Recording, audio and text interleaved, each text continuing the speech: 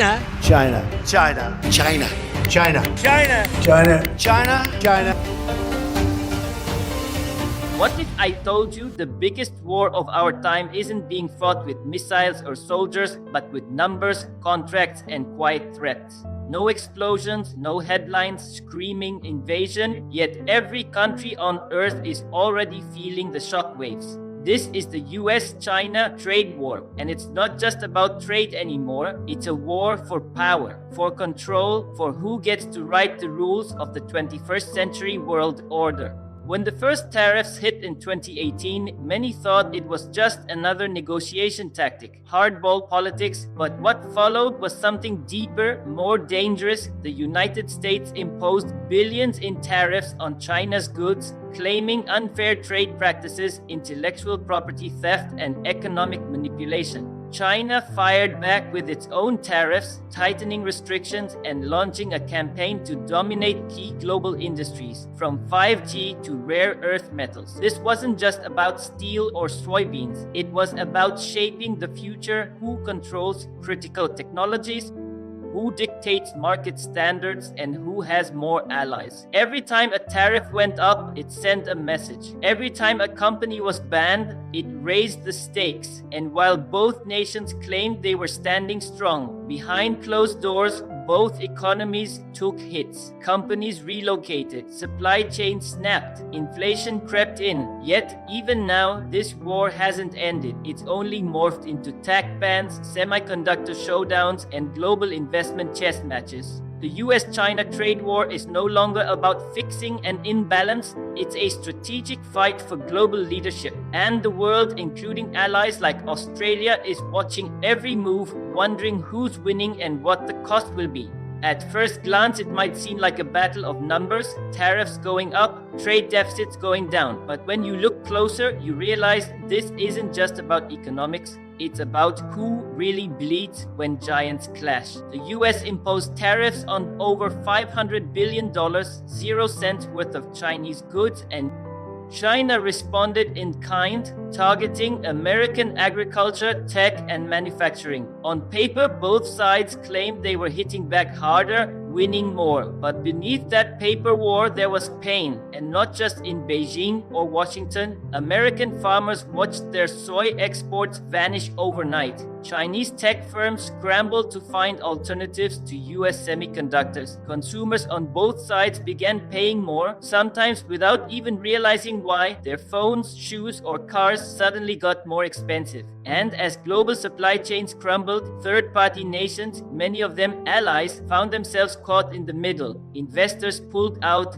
factories closed, costs rose. The irony, while both the US and China told the world they were standing strong, their economies quietly felt the sting. Growth slowed, inflation crept in, companies laid off workers or moved operations to avoid tariffs. And all the while, the public, ordinary working people, were left carrying the weight of a war they didn't start. Now, some say the US won because it forced China to make trade concessions. Others argue China came out stronger, building new alliances in Asia, Africa, and Latin America. But the truth is, the scoreboard is murky, because when the weapons are taxes and regulations, the damage doesn't explode, it leaks. Slowly, silently, and while Washington and Beijing play this global chess game, the world is starting to ask, is anyone really winning, or are we all just losing a little more with every move? Imagine being in a room with two giants arguing. One offers you protection, the other hands you a blank check. That's the position Australia finds itself in.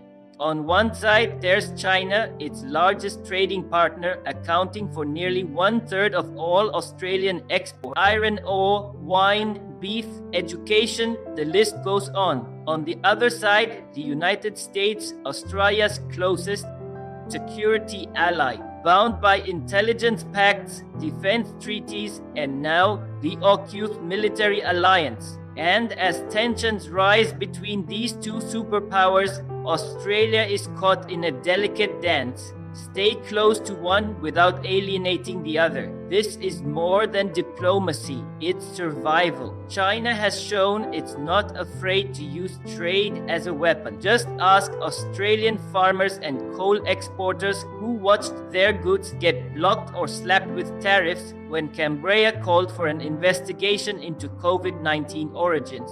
But the US has its own expectations. It wants loyalty, military alignment, support in the Indo-Pacific strategy that aims to contain Beijing's growing influence.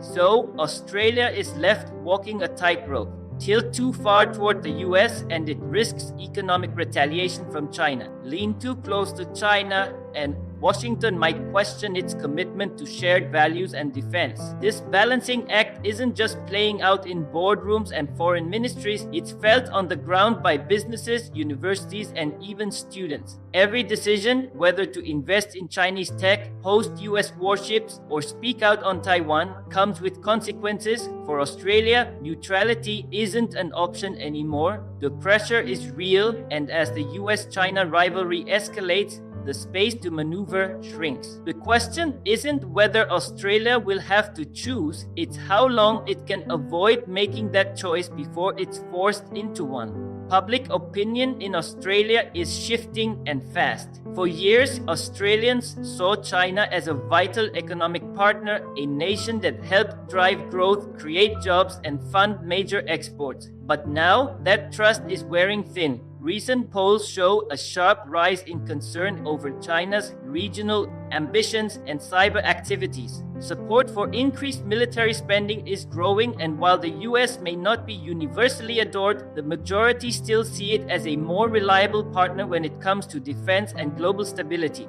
This changing mindset is starting to influence policy. Canberra has introduced foreign interference laws, banned Huawei from its 5G network, and doubled down on security ties with Washington through the AUKUS Pact. These moves aren't just government strategies, they're reflections of a population growing uneasy with the idea of being too economically entangled with Beijing. And yet, the reality on the ground is complicated. Australia still relies heavily on Chinese markets for trade. Cutting ties could cause economic pain that many Australians aren't ready for. So puzzle makers are stuck trying to satisfy a public that wants protection without sacrificing prosperity.